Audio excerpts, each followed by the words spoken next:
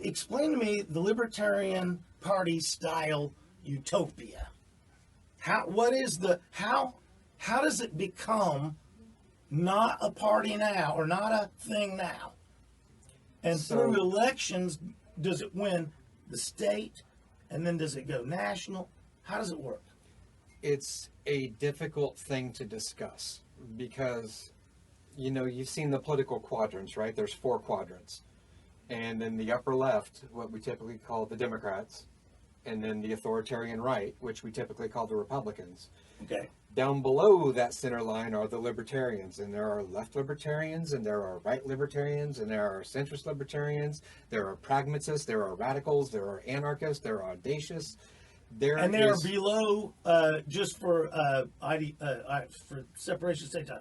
Notice them are below because they are less controlled than the other, from a government standpoint. I mean, are they just there to delineate below? Could they be above? Are they below for a symbolic reason? It's not that they're symbolic. It's the fact that the further up the scale you are, the more authoritarian you are. Okay, and so they're below because they're less authoritarian. Right. They want less government control. Okay, I'm understanding this. So, but then there is a segment of our party that calls themselves Libertarian Socialists. And what they want is the freedom to form a commune voluntarily between themselves where nobody owns anything and it's all collective ownership. But they want to enter into that voluntarily, which makes them libertarian, which is a concept that I have a lot of difficulty with, and I would never be part of that community. But at the same time, that's why it makes it very difficult to talk about the libertarian ideal, because the libertarian utopia would just be the ability for everybody to choose the manner in which they live their life. And before you get too far down, the people, I'm sorry to interrupt. Yeah, the people that you just described, this group that want to go this thing, aren't they free to do that? Are they not free to do that anyway right now? No, not really, because, like we were talking about earlier, you can't own your land.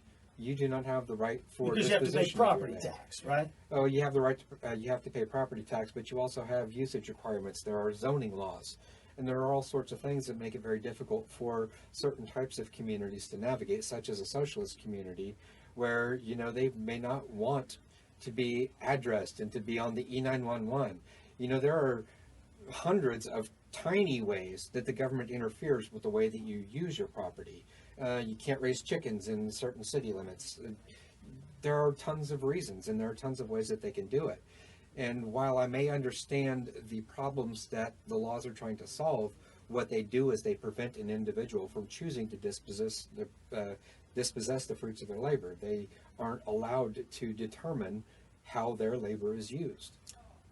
I used to have a problem with property tax, and again with the Montesquieu, that Montesquieu said that property tax is the amount of our wealth we pay to protect the rest of our wealth.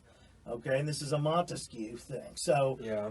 I understand that if you're going to live in an area that boundaries other human beings, then it's going to cost you via zoning and etc., because you are acquiescing to living with other individuals. So, if you lived on your own island all by yourself, none of this would be a problem. If there was no government. If you were all by yourself, you'd be the government. There's always a government. Right. Okay. So again, the libertarian concept to me is invalid the way it's packaged, because A, we already have it, and B, it's utopian, which is literally Greek meaning non-existent. It doesn't exist. And let me give you a personal example. I moved down to Poto, but I actually am planning on building a house on top of a mountain out in the middle of nowhere. I don't even have public road access, right? It is 4 miles to the nearest county road. All right? A perfect libertarian. Yes. That's good. I just had my property taxes raised 2,000% in 1 year because they changed the usage. Without notification, without consent, without inspection, which is in violation of state law. All right. Okay. And I like that. I get that. I like it. I want to try to draw an analogy. That's why I'm getting lost for a second, because that's a great analogy. You have you have this, you're out there Yes. trying to be by yourself as much as you can. They still raise your taxes. Now, Yes. at the end of the calculation of numbers, what hurts is the end result of the number, right? Well, it's the process that hurts, and that's why libertarians are so stringent on enforcing individual liberty and not collectivizing rights. It's because it's not the fact that that bottom line hurts. It's not the fact that that extra $300 was a shock or a surprise. Right. The fact is the government had the power to do it. And if they have the power to do that, they have the power to do anything. They can do the same with your car. They can do the same. They can put in a clothing tax. They can put in a food tax. They can do this. They can do that. They can do other things. I see your answer. And I was going for another defense, and that is the fact that what they're doing is wrong, is the immorality of their action is because it's wrong. It's not because of $300. Right. It's not the money. And it's not all of the other inconveniences. It's the fact that they have the power and they don't have to do that. Right. But they do it punishingly anyway. They do It's it because cruel they can and against unusual. the law. Yes. I mean, once we went in and clearly- talked to them, Right. we went and reviewed the books. It's been policy there for them to do that forever. And they didn't even realize that what they were doing is against the law. It says right in the Oklahoma Tax Code that if you are going to change the usage, it requires a physical inspection.